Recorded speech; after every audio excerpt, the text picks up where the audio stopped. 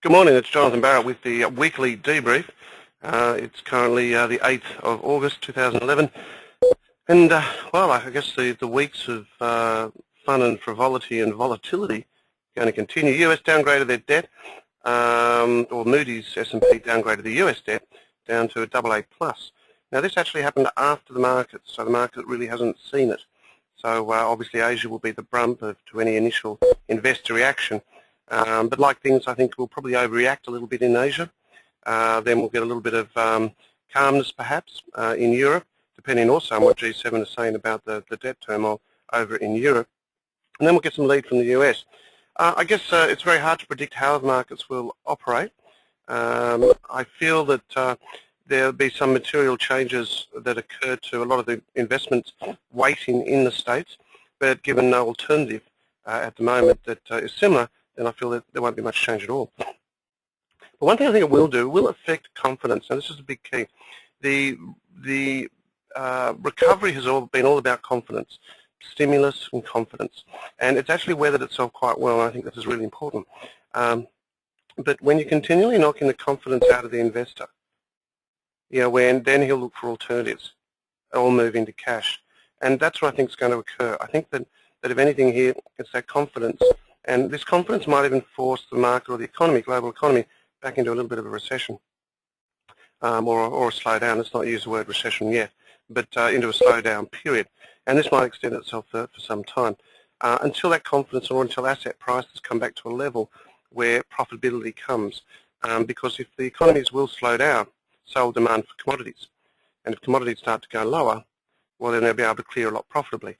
Now, the big argument is, at what level will profitability come back to the market? And that's something we can only gauge, because confidence is not, people don't demand, prices go lower, so we've got to get that confidence back up. So a bit of a delicate balancing act at the moment, but what we do feel is that given that this confidence is sort of under attack again, that the market will actually slow down, hence commodity prices probably should also come under attack as well.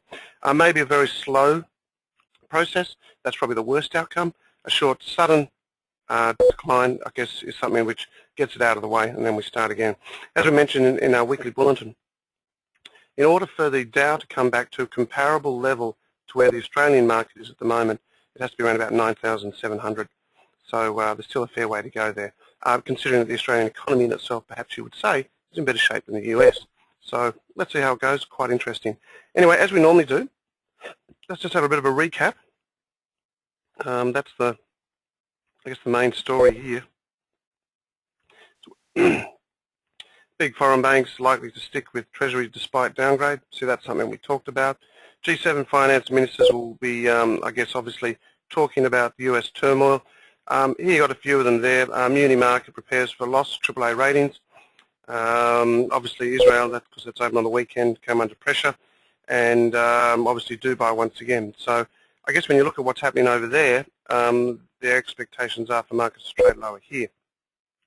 Also, the ratings agencies have come out and had a look at a few of the other there, AAA there for France, which could be a bit of a problem. So let's see. Okay, let's have just a little bit of a snapshot, just so we've got a bit of an overview as to where we have been and where we think things will go. The Dow had a good night on Friday night. Expect that to be reversed. The S&P was down though, and Nasdaq was down. Top 15 Europe down 37, FTSE down 146, CAC down 41, DAX down 178. Still quite nervous across the board there. Local market was up just a fraction. Sorry, it was down 5 points, 4,045.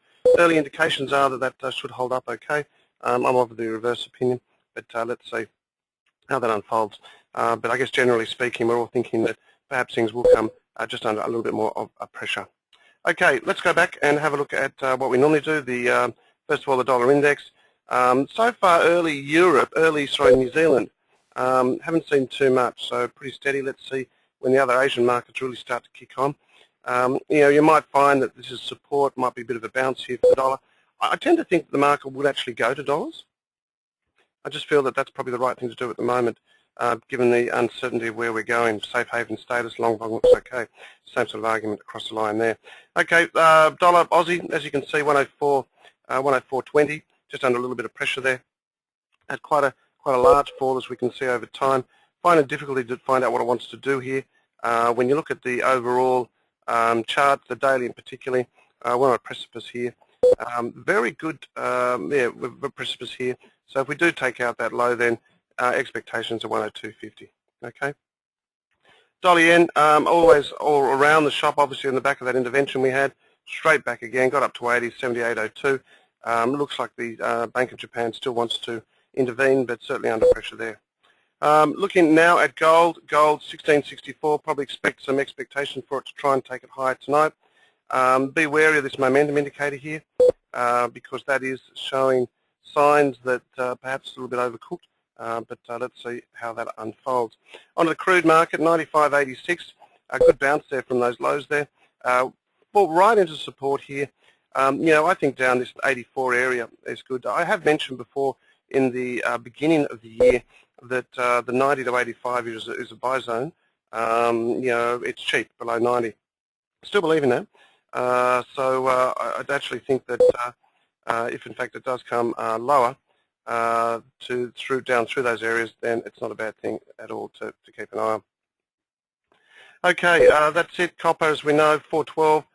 We've sort of mentioned that this is overdone to the top side. Good divergence there. We've talked about in our weekly bulletin. Great trade. Probably expectations are for it to come back to 400 and probably even lower. So let's see what happens on that front. Okay, that's all pretty much on the major markets there. There's no real standout. Let's have a look at the economic calendar for the week ahead. Now, I guess the key here is that yeah, there's a lot of data out now. We've got to see this data that is confident. Like that unemployment data we had in the States wasn't too bad. Now that was on the road to recovery, doing the right thing, and of course this has now come. So it's a bit of a hit. The question is how long will confidence stay low? Traditionally, confidence is an indicator which can rebound quite quickly. So let's hope some of that economic numbers are good, so that would help confidence and then also help reinvestment.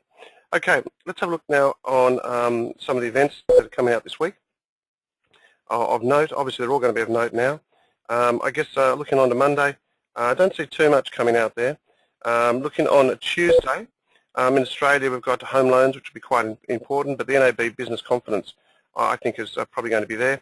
The UK has industrial manufacturing, which I think are obviously important.